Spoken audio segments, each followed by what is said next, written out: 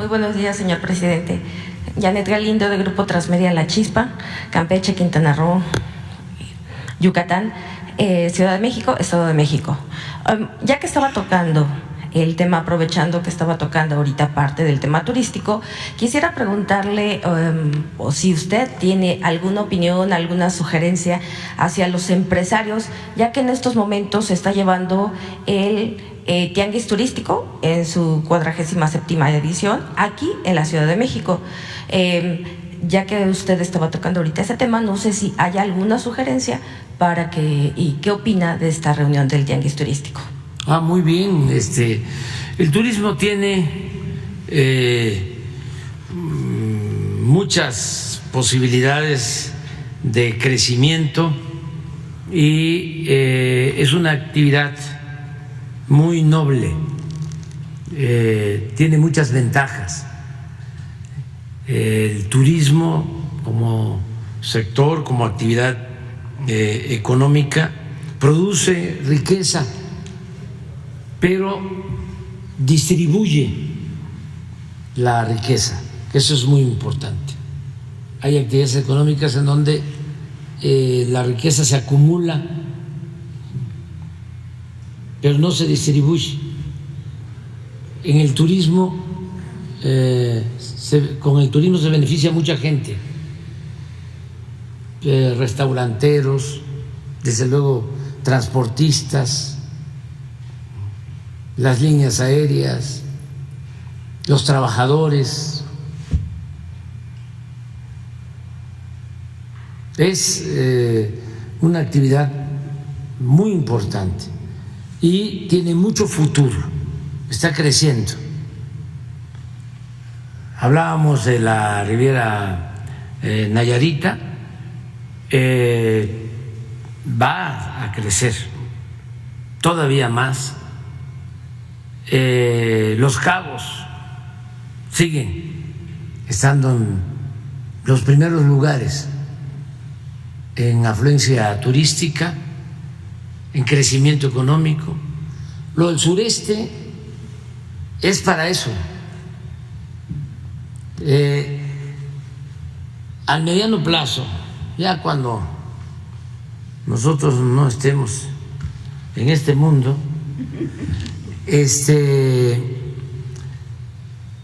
lo que va a sustituir al petróleo, porque aunque todavía va a usarse petróleo por 2, 3 décadas, esa es mi proyección, lo que va a sustituir en el sureste como fuente de vida, de trabajo, de bienestar, va a ser el turismo. Por eso lo del Tren Maya, porque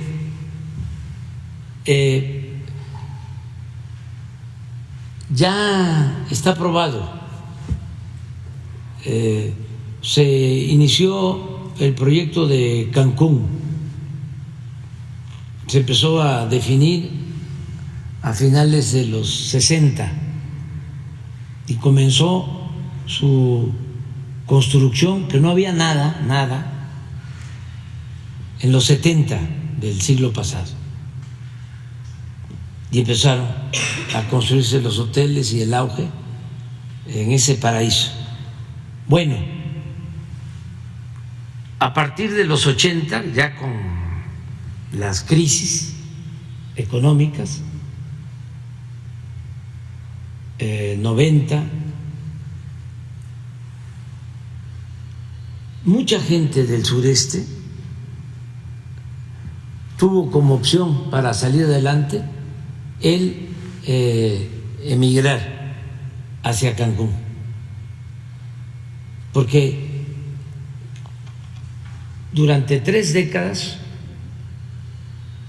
Cancún crecía por el turismo a tasas del 8 y del 10% anual. Entonces, de Campeche, de Tabasco, de Chiapas, incluso de Yucatán, pero también de Veracruz, de aquí de la Ciudad de México, muchísima gente a buscarse la vida allá, a Quintana Roo. Entonces, creció mucho y ahora siguió creciendo, pero ya Cancún está lleno por completo. Se empezó a desarrollar Quintana Roo hacia el sur, la Riviera Maya, llegó hasta Tulum, pero llegan y salen más de 700 aviones del aeropuerto de Cancún. Ya no pueden los sábados y domingos permitir que bajen en determinadas horas aviones particulares. Está lleno completamente. Estamos hablando de más de 30 millones de turistas al año. Entonces, por eso es el Tren Maya. Y por eso el nuevo aeropuerto de Tulum. Entonces, que va a permitir que los que llegan a Cancún puedan también llegar en avión. Es un aeropuerto internacional. Va a ser el aeropuerto más moderno de la península y de los más modernos del mundo. Ese nuevo aeropuerto que estamos construyendo en Tulum, que se está haciendo con los ingenieros militares, y el tren para que se internen todos esos turistas. Se está considerando de que cuando menos desde el inicio 10,000 turistas van a usar el tren. Es el cálculo, pero cada vez van a ir en aumento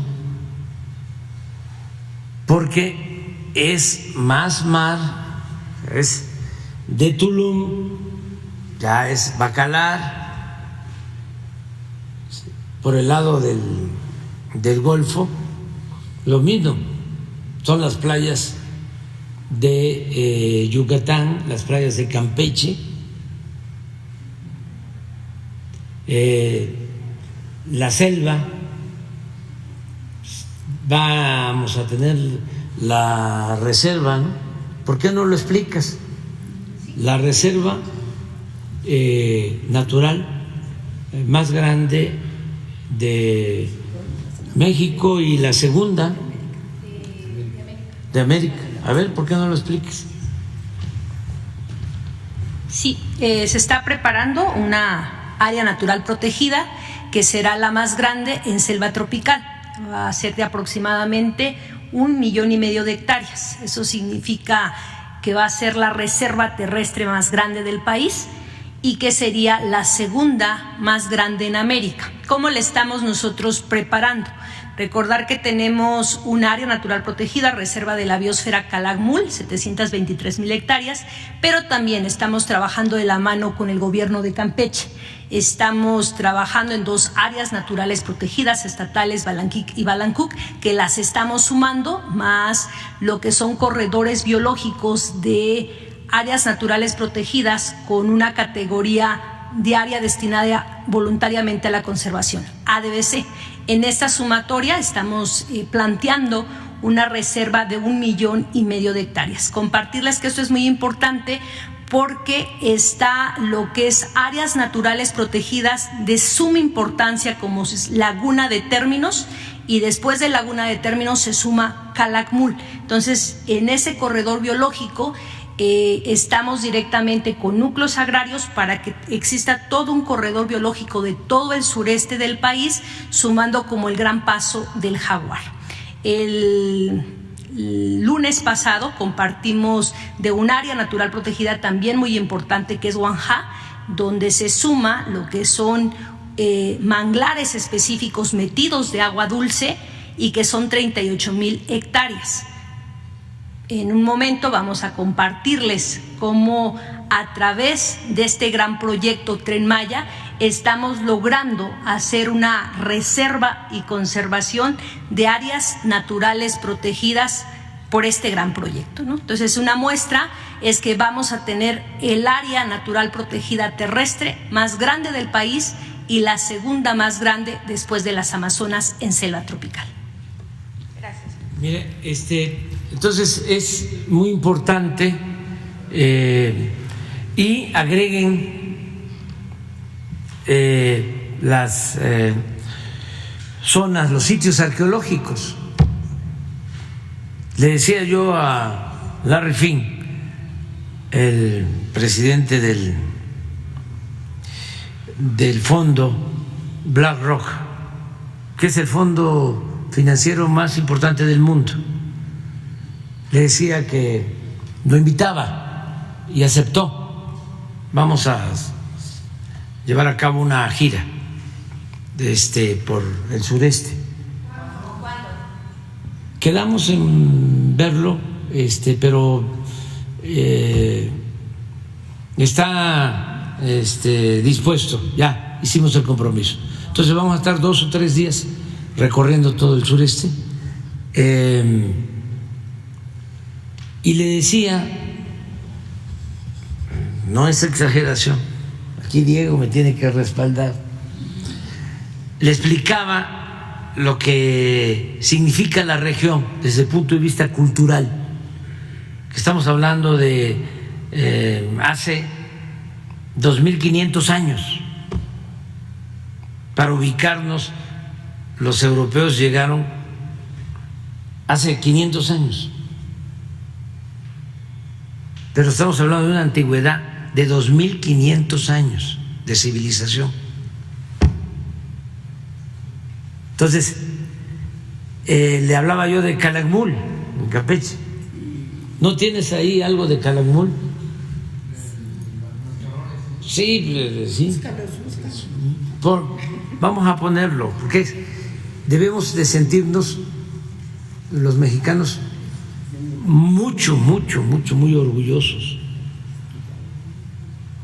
No todos los pueblos tienen esta riqueza arqueológica. Diego me platicaba de un maestro que le comentaron, es una buena anécdota, que le preguntaron, oiga, ¿cuántos sitios arqueológicos hay en México? Y contestó, 1. O sea, ¿cómo? 1, sí, México. Todo México es un sitio arqueológico. Entonces, esto es único.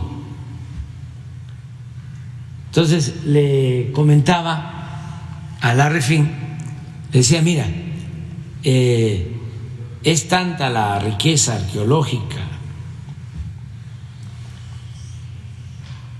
artística, cultural de la región maya, que vamos a ir a Calakmul.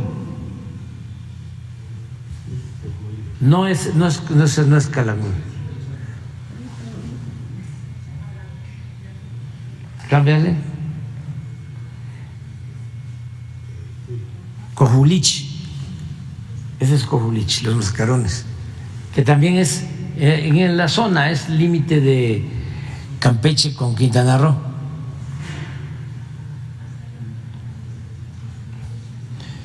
Pero le decía, vamos a ir a Calakmul. Ese sí es.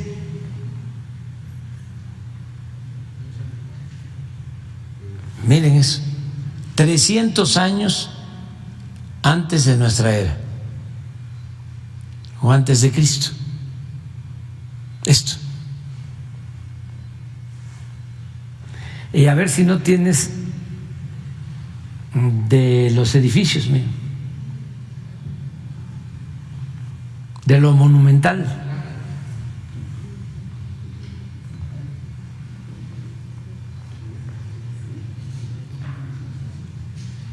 Le dije, que si conocía Atenas. Me dijo que sí. Bueno.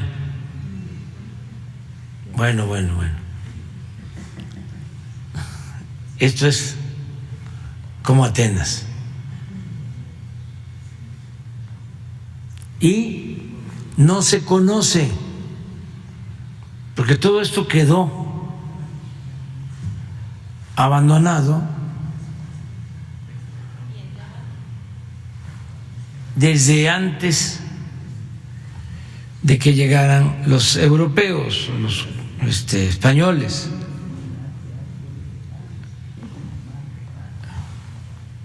Miren esto.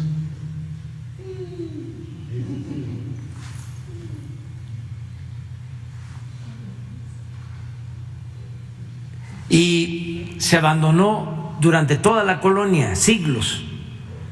Entonces, no había pobladores. Todo Quintana Roo en el Porfiriato alcanzó a tener una población de 10,000 habitantes, lo que ahora es ese paraíso. Antes era una cárcel, era la Siberia tropical. Ahí mandaban a todos los opositores al régimen porfirista. Entonces, viene la revolución. De todas maneras, no tenía gente, mucha tierra y poca gente, y es hasta los años 60, 70 que empiezan a entregarse tierras a colonos que llegan de Guerrero, de Jalisco, de Michoacán, de Tabasco, de Veracruz. Ahí llegó mi abuelo paterno, a colonizar, pero en los años 70 del siglo pasado. Y todavía es virgen. Entonces, internarse a esta selva, poder conocer, convivir con la fauna, con los animales nativos, venado, jaguar, pavo real, armadillo, ojueche y muchísimas especies más. ¿Y esto? Entonces, el turismo está llamado en el futuro a ser la opción. Les voy a contar algo que vimos este fin de semana, que me lo platicó tanto Javier May como el responsable de la empresa Carso, más que fueron a una supervisión al tramo que estamos evaluando, creo que Carrillo Puerto, ¿verdad? Para que vean lo importante que tienen, la importancia que tienen estas obras para la gente. ¿Por qué no lo cuentas de la señora? Porque luego me lo platicó Antonio también. Cuando llegamos a Carrillo Puerto ahorita, pues la gente se iba porque no había fuentes de trabajo, muchos emigraban. Y una opción que encontraron con la llegada de los trabajadores del tren es que no había ni espacios para donde hospedarse ni espacios para alimentos. Entonces la comunidad se organiza y ahí en la propia comunidad, en las casas, se convirtieron en centros para atención a los trabajadores. Les dan de comer, comidas, 20 comidas al día, 30 comidas, y son muchas familias que hacen este servicio y que eso ha implementado ahorita un ingreso. Ahora están preocupados porque dice, ahora que ya van a terminar la obra, ¿qué vamos a hacer? y pues le decimos, bueno, pues ahora van a venir los turistas, ¿no?, a Carrillo Puerto, y ustedes van a seguir haciendo esta actividad y los vamos a ayudar y los vamos a organizar de otra manera. La verdad que esto ha dado, esta parte que estaba olvidada del sureste, pues hoy florece y tiene una derrama económica importante, una actividad económica que las comunidades empiezan a ver ingresos y a ver mejorar sus condiciones de vida.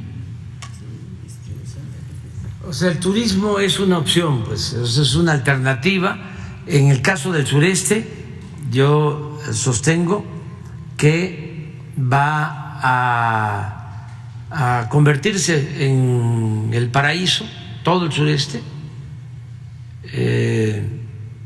Podría decir que va a ser el sureste para la felicidad, para la recreación, para el descanso, para el conocimiento de nuestro pasado histórico, para la convivencia con la naturaleza. Todo eso va a ser el sureste como una opción hacia adelante. Y pues imagínense, se tiene agua, por eso hay que cuidar el agua subterránea de la península de Yucatán, pero todo el sureste. En el sureste está el 70% del agua del país.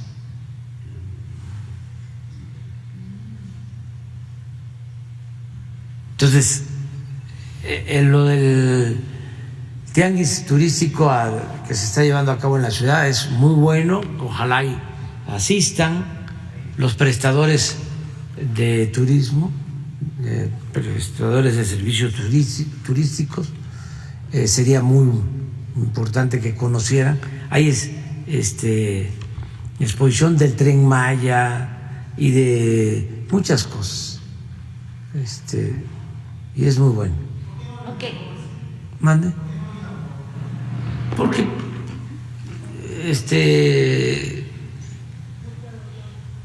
no, es que miren, aquí ando con Antonio, ¿cuánto terminaron ayer de terraplén, terracería y colocación de rieles? Se hacía el cálculo, eran 600 kilómetros. 600 kilómetros ya, pero todavía, como dicen mis paisanos veracruzanos o mis paisanos tabasqueños, le zumba todavía o le cuelga. Entonces tenemos que estar ahí supervisando, pero vamos bien y queremos inaugurar en diciembre, pero pues, realmente no comprometo ningún fin de semana, porque es supervisión. Si no, no avanzamos. O sea, son muy responsables las empresas, muy responsables los servidores públicos. Contamos con el apoyo de las gobernadoras, los gobernadores de todo el país, pero es importante estar. Presente. Y el de Fox, a ver. No es un cuestionamiento de fondo, es cómo somos distintos, pues. Y además, qué bien que somos distintos. No puede ser que solo prevalezca, exista un pensamiento, no puede haber pensamiento único. Pero esta es parte del fracaso. No tomaba posición y ya lo tenían terapiado los tecnócratas, cuando él venía de un movimiento que era la esperanza, de cambio, de transformación. Y él lo que hace es que se ajusta, lo meten en el molde y no es capaz de decir, así no va a ser. Claro que vamos a cambiar. Lo difícil se logra, lo imposible se intenta cuando se esté en un proceso de transformación real. Entonces, miren lo que comenta. A ver si está. Por el otro lado, pues la mala noticia, cuentas con un presupuesto raquítico, igual que nos pasó a todas las administraciones anteriores. No es fácil querer hacer mucho con tan pocos recursos y por tanto ahí estará afincada la mayor parte del éxito.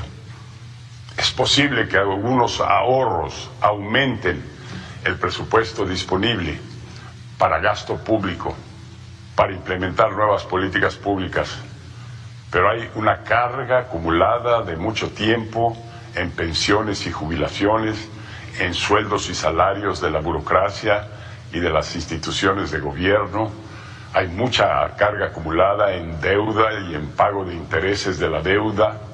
Hay pues muchos llamados irreductibles en el presupuesto.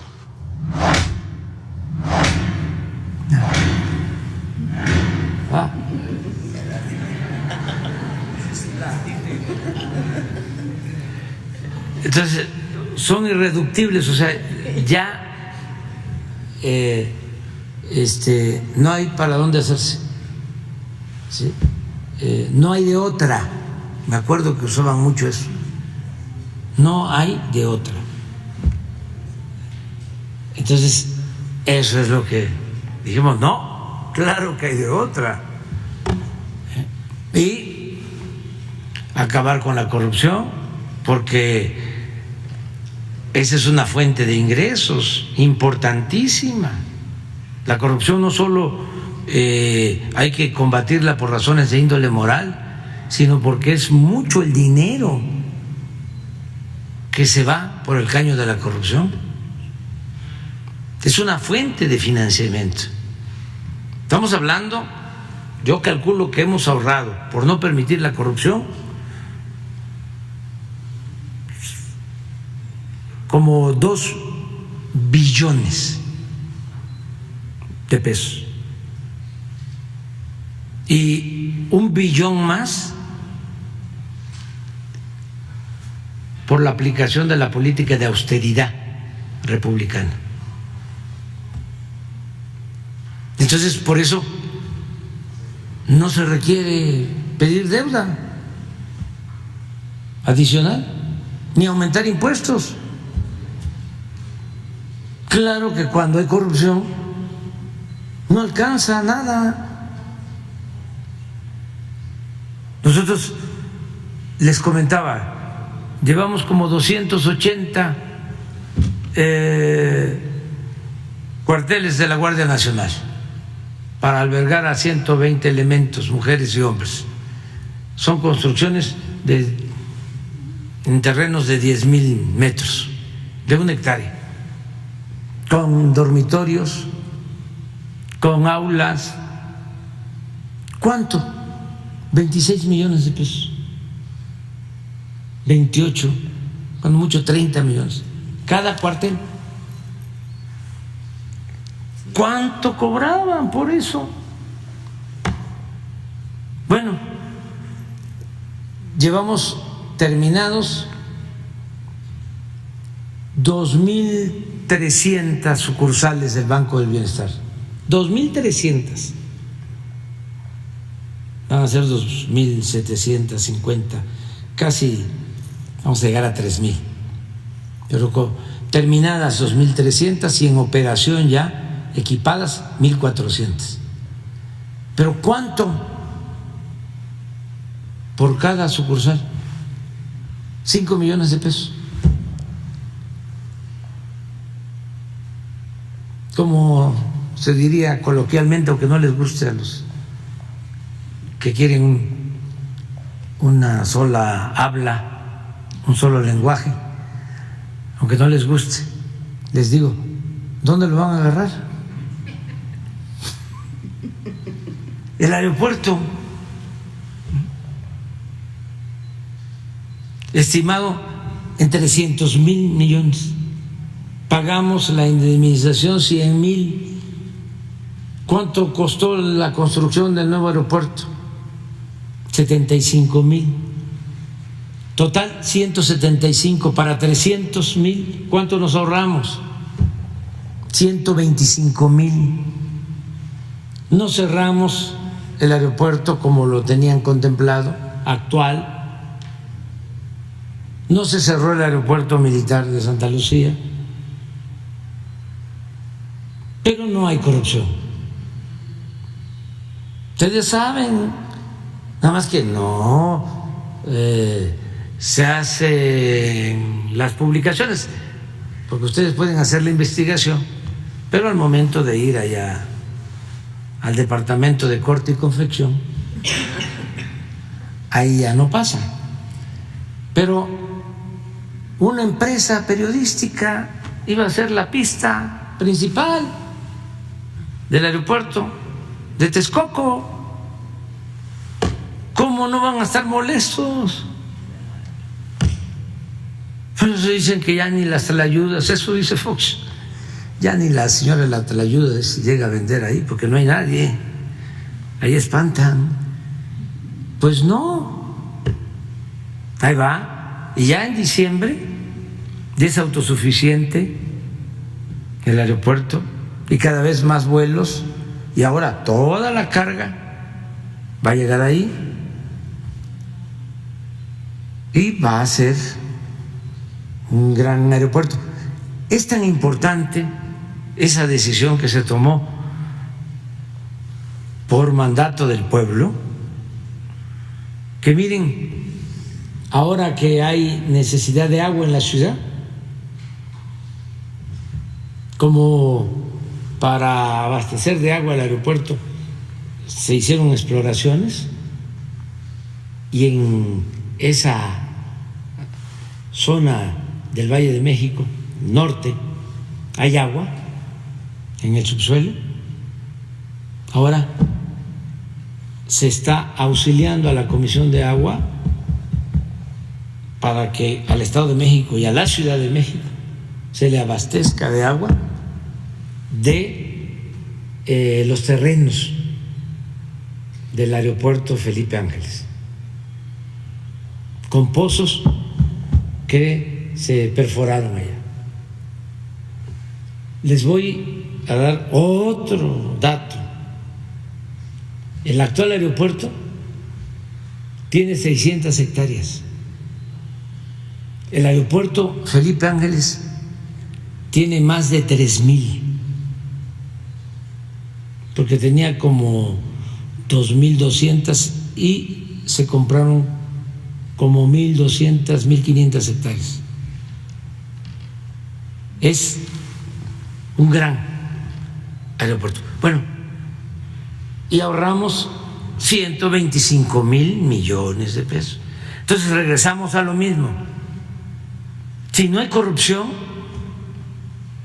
el presupuesto alcanza, rinde. Entonces, cuando escuchamos al presidente Fox, que de manera sincera dice, ¿cómo le voy a hacer?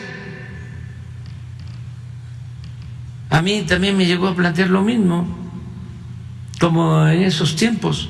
Era yo jefe de gobierno y ya él era presidente electo y quería que yo aprobara el aumento del IVA, que yo ayudara para que se aumentara el IVA, y le dije que no. Y su argumento era de que hacía falta dinero, y en sus palabras decía, es que hay que hacer más grande el pastel. No se me va a olvidar nada de eso. Hay que hacer más grande el pastel, Andrés Manuel. necesitamos hacer más grande el pastel. Le digo, no, hay que buscar otra forma de resolverlo. No vamos nosotros a apoyar el aumento del IVA. Le digo, porque va a afectar mucho el aumento del IVA a la gente humilde. Ese impuesto, el impuesto al consumo, es el que más afecta a la población, porque el impuesto sobre la renta es para las utilidades, pero este tiene que ver directamente con el consumo. Y ahí también me dijo, no, si aumentamos el IVA va a haber más ingresos, va a estar más grande el pastel y les vamos a devolver a la gente lo que tenga que aportar adicional. Y utilizó esa expresión coloquial, se los vamos a devolver copeteado. Y entonces y ahí le contesté, le digo, ¿sabe qué?